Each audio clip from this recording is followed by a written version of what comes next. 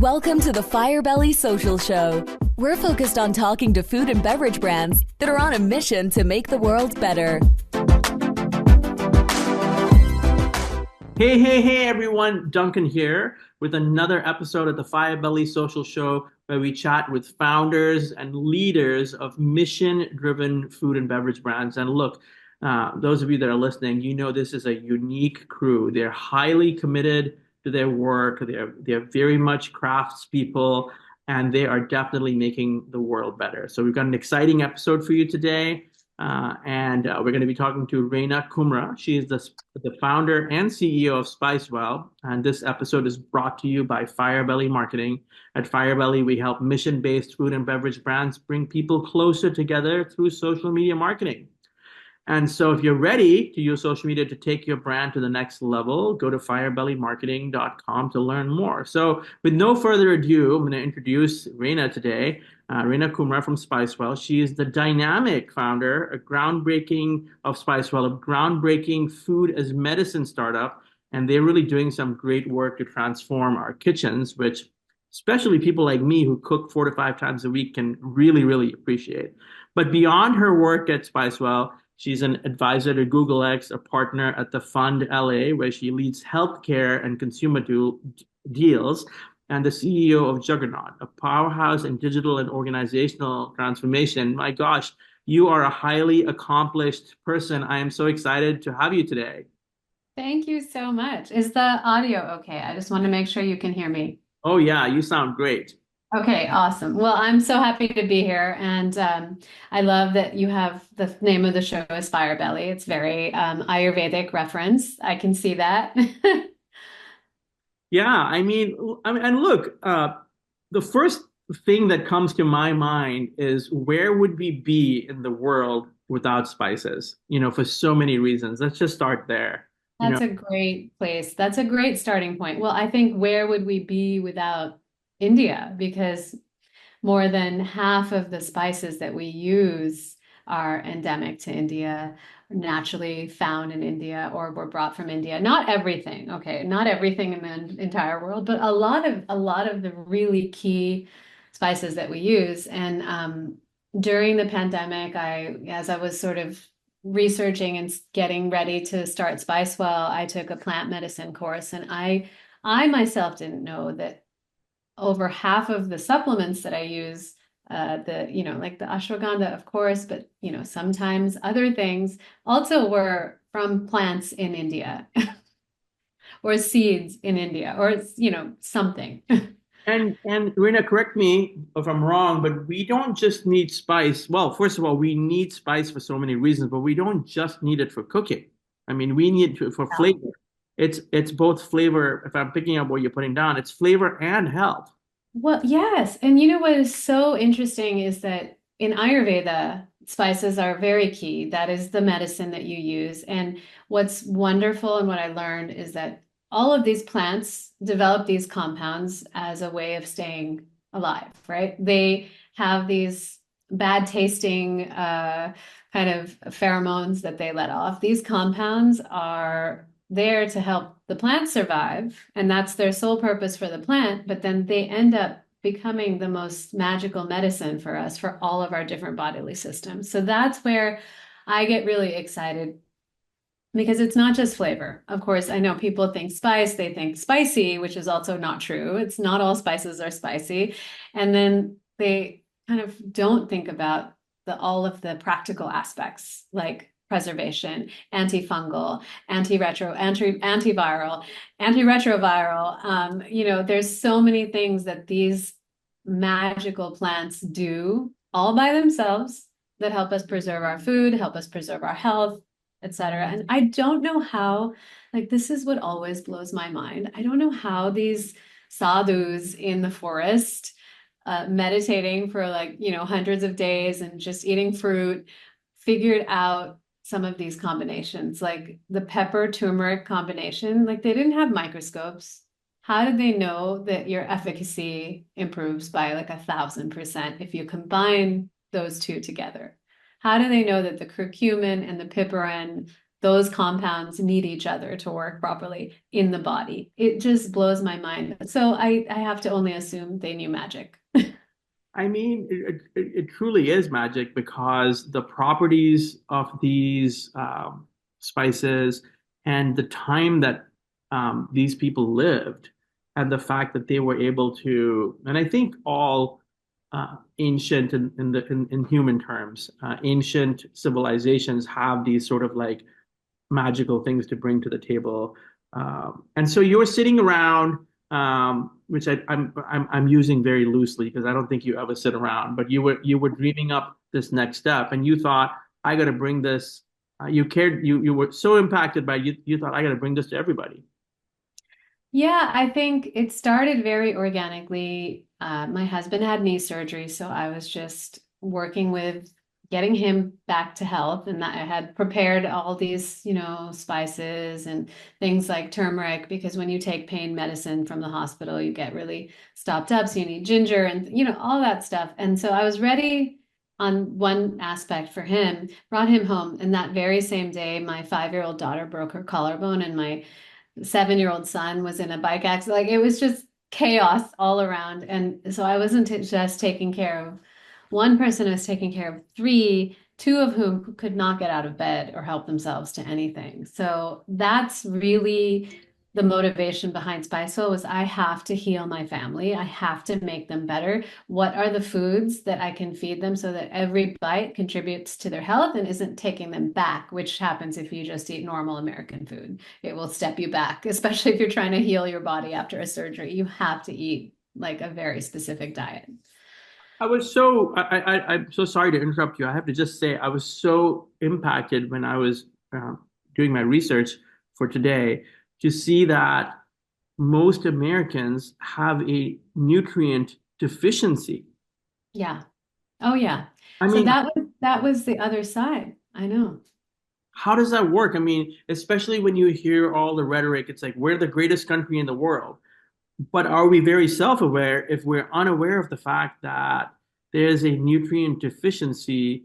I mean, I'm probably guilty of it too. It's like, hey, you just have to be very uh, specific and intentional about what you're eating. Absolutely. Okay, so there's two things I think at play. One is the advent of ultra processed foods, which have all kinds of ingredients that are basically foreign bodies in our body. Our cells do not know what to do with that information, so they either let it, pass through with no nutrients, or it contributes to fat or other chronic diseases, or the cells see it and they're like, oh, this will feed cancer. This is great. Let's go with this. And I really think American food is unfortunately has been exported across the world. So now you will have these problems everywhere. But American food is really in a big handshake. Big food is with big pharma. And that's my key reason why I wanted to start Spicewell as well, because how do you break the cycle? Let's take the most prevalent ingredient, salt, and let's take a look at salt. And salt itself is not clean. Salt has 3 to 4 additional ingredients, anti-caking agents that cause some intestinal issues. It has chemical iodine, which is not recognized by our body the same way as a natural organic iodine. And it has other ingredients too to make it, the appearance nice and to make it flow freely and all things that we really prioritized in our food making, over the last 100 years. And salt hasn't been updated in 100 years. After we put this chemical iodine in it, which was cheap and effective and great, nothing has happened with salt. So salt has stayed the way it is. People think it's an innocent ingredient. It's not. So part of it was cleaning that up. Okay, let's clean it up and let's just give pure pink Himalayan salt, which is highly mineralized. And let's make sure that it's free of toxic heavy metals, because that is something that can happen with Himalayan salt. Often it's blast mined, and so that dynamite and all that gets into the food supply. So let's make sure it's not mined that way. Let's make sure that it's nice and clean, comes from a clean source, and that it's lower in microplastics. Nothing's free of microplastics anymore, but lower than other salts. Then the second thing is let's build on this framework of iodine. And why don't we add another 20 ingredients to it? I really wanted vegetables in my diet. And so 94% of Americans have a nutrient deficiency. What is the 1% solution we can do? We can add more vitamins into the most commonly used ingredient, and that's really what we were after. I mean, that's I'm just processing it all. So the question is, or the dilemma is the sourcing. And so a lot of the cases, I would guess 99% of the population doesn't pay attention to sourcing when it comes to spices. I myself have only become aware of that in the last 1 year. And I think it's fair to say that you get what you pay for. Because if you're looking for the best price, you don't know anything about where it's coming from. It's like a blue package with a metal opening. You have no clue. Oh my gosh. I'm trying to think of what his name is. Mark. He's the foremost salt expert in the world, and he was Oh, on the show a year ago. I'll have to make the connection for you who guys. was that? I would love to know who that. I'd Uh, love to talk to this person. and he was talking about how even the variations, as you just referred to, the variations in salt based on where it's coming from, and it's so key to watch what happens to the salt along the way. So between the whether it's being mined or whether it's being taken from the ocean, so that's fascinating. So it has to be you have to pay attention to not only where but how it's being sourced, what's touching it along the way, and so it's reaching the market in a healthy and sustainable way. Totally. And the spice trade is really dirty. Anything commoditized is going to be very dirty. And they have found high levels of lead and other toxic heavy metals, mercury in spices. And in fact, McCormick and Walmart have both been sued multiple times by the state of California for not disclosing lead levels. And lead can really impact kids. And, we find this all the time in food, and luckily someone is testing and someone is recalling, and that now we know the system is working, that the government actually is doing its best to get us healthy, but there's still so much more work to do I mean, on making it doesn't come in the first place. And I just wish more founders had really high ethics that were in big food and stayed that way as they grew. It's just so hard because of the capitalistic system we live in. agreed. I mean, the other thing that I wanted to make sure I brought up is that you're also paying it in your supply chain, which is what we were talking about. You're careful, not just lead, but even trade practices and regenerative farming techniques. We had Eric Gutnecht last week, a couple of weeks ago, from the only sausage company in the world in Colorado that is certified for regenerative farming. And this is something that you never hear about. You don't really hear about regenerative farming enough. Yeah. Yeah, I'm really proud of our regenerative partner for our sea salt. They are an amazing group of women. They're in Mexico. They hand collect all of the salt, and they use no plastic throughout their supply chain. So everything is collected and dried on limestone rubbed clay beds. So incredibly manually intensive, but then because it's dried on this limestone, the flavor is so beautiful and the minerals are higher: calcium, magnesium, potassium. And with all of that, we get this beautiful salt, and it's regenerative. And all of the money, every time someone buys the sea salt, it goes back into protecting that watershed. That's amazing.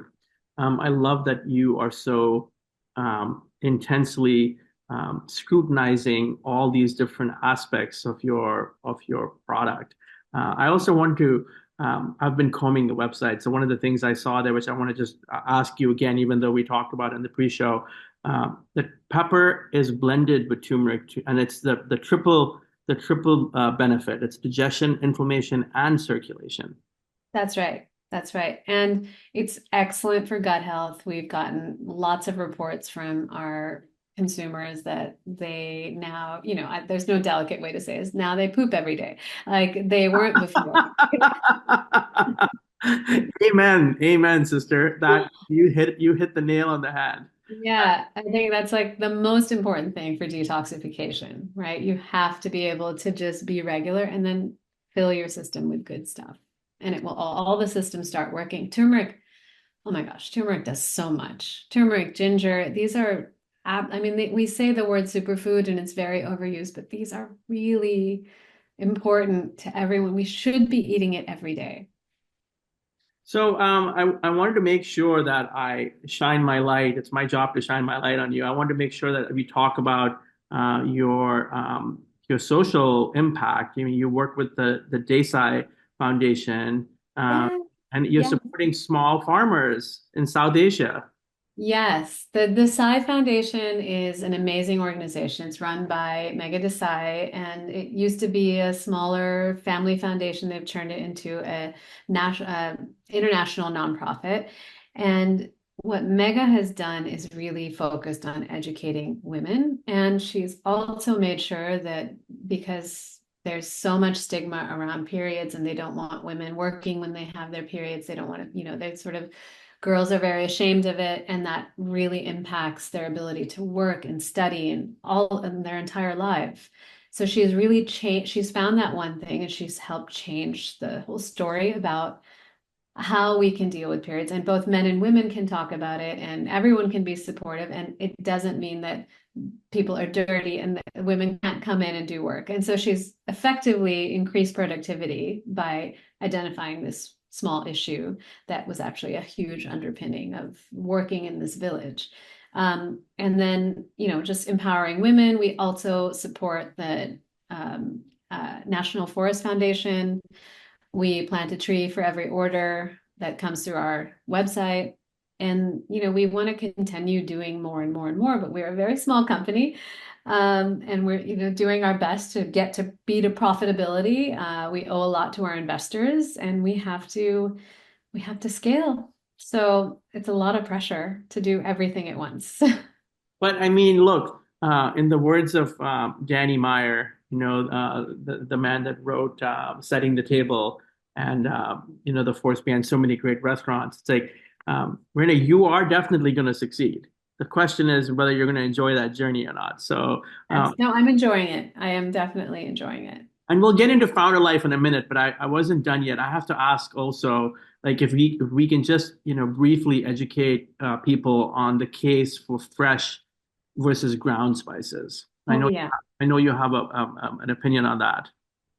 Yeah, look, I think there's a couple of things. We do source everything whole, and then we grind it before we package it. So everything is very much fresh ground. The reason why we want to source whole is because it's easier to inspect for anything that might have come in and tried to pretend to be something else. Powders are very difficult, so I would never import a powder. Always the whole. And I think at home there are certain brands that that you can trust that will always import whole spices. And then if you want them ground, I say, yeah, absolutely grind them at home. Our products are pre-ground, they're fine ground because we had to add in the vegetables and there was no way to add the vegetables in without it being a powder. So because of that format issue, we weren't able to do the whole, like the whole pepper. But our sea salt is flake salt that you can grind at home. There's a lot of things I think, and they're both really good. But there's a moment, especially if you're doing like Ayurvedic medicine, you want to have the whole spice. You want to grind it. You want to make the tea right then and there because you have like a couple of hours for it to be its most effective. Because we have the pepper and turmeric together, it's those two activate each other for a very long time. So it feels like you'll see when you try the product, it tastes like it was just ground a few minutes ago and it's still activating in your body. I mean, that to me is such an amazing journey that, we should encourage people to take. It's like, hey, listen, there's a whole world. Never mind spices, there's a whole world of salt. I mean, there's just such an experience to be had with salt. And, I encourage my first foray outside of shit salt was into pink Himalayan salt. So, but there's so much beyond that even. And also, I want to make sure I congratulate you. You were recently, I mean, I know you won a lot of awards, but you recently got the 2024 Vegpreneur Award for the Himalayan salt. So I was setting it up for that. Oh my gosh, yes, that was a nice surprise. I think it's the first or second year they've given that out, and they told us we were a finalist, and to come over to New York for the awards ceremony. I said, "Oh, I'm probably not going to win. I'm not going to come," and then we won, and I wasn't there to accept the award. I mean, you got to do what you got to do, but still, it's a huge honor, I think. And now, look, It is. It's I mean, it's meaningful. nice to be honored. It is. Yeah, absolutely. Done the work. I mean, let's accept the awards. Uh, Yes. Let me ask you, Raina, you are such a busy person, and you have such a an eye for detail, and you're leading from the front. Like, how do you take care of yourself? That's a great question. I don't do a great job. I have started to. I think founder life is just really rough. So overall, I do like 5 minutes of yoga every day. Always. I have to, like when I wake up, I have to stretch, I have to do my thing. And then I tend to eat really healthy. That's like one thing I do every day. Okay, maybe not every day. Like most days. Most days I eat very, very healthy. And then I recently, just this past weekend, took a weekend off, went with girlfriends to a spa. We did a whole, thing. And I was like, I haven't done this in 7 years. And when I came back, my brain was working better. Everything was working. My body felt better. I was like, okay, this is actually very necessary. So I'm going to be doing a lot more of these sort of just taking a moment for myself and making sure that the systems are operating and have rest.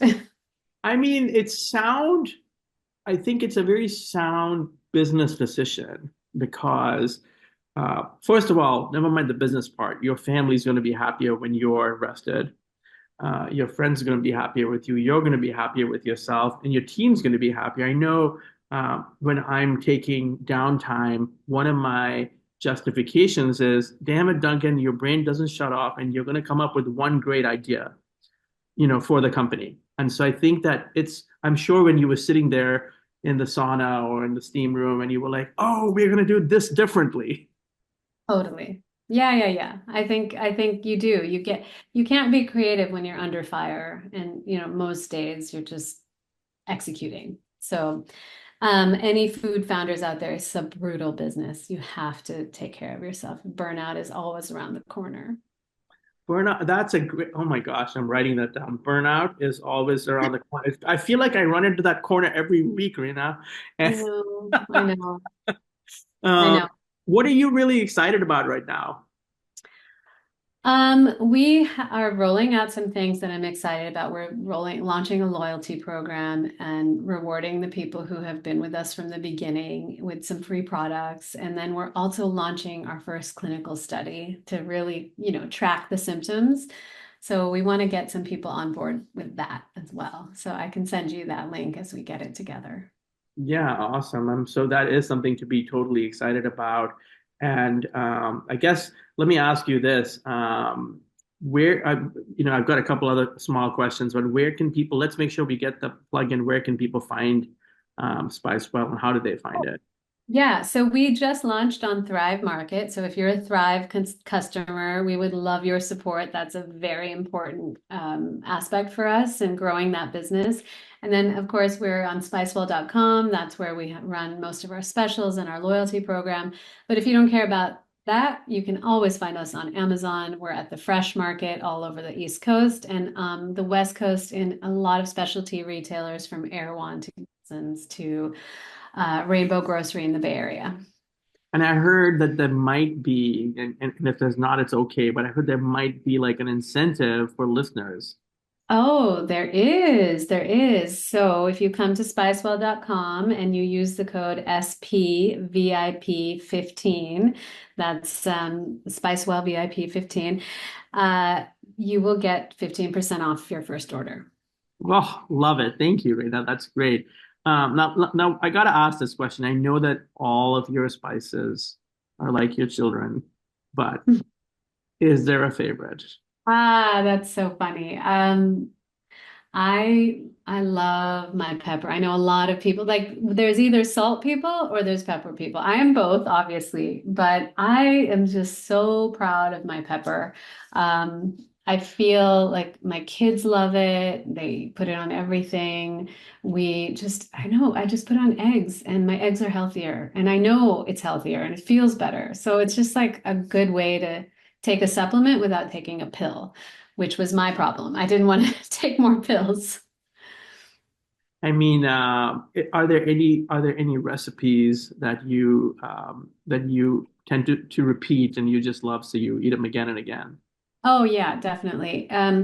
This I always like really simple, fast cooking because I don't have time for elaborate meals. The two go-tos for breakfast and lunch, the eggs on toast, and then avocado toast with Spicewell, new pepper, and a sprinkle of our flake sea salt as well. That's like heaven.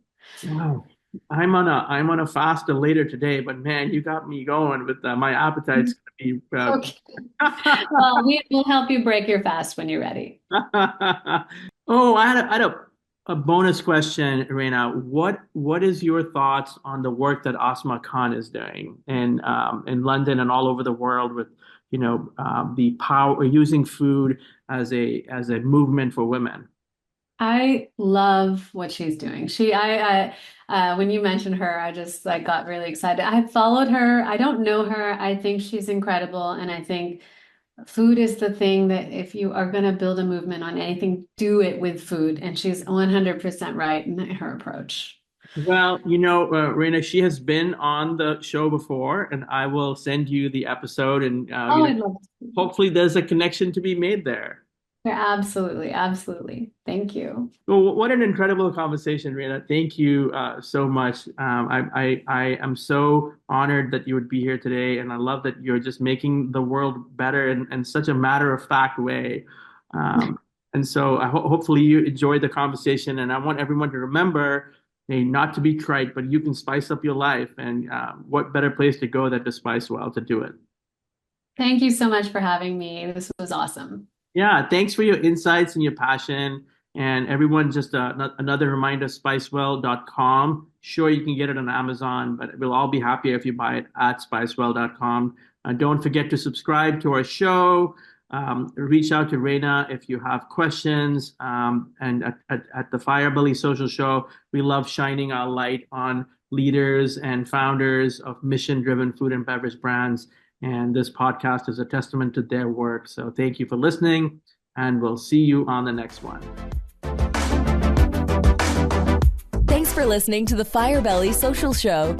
We'll see you again next time, and be sure to click subscribe to get future episodes.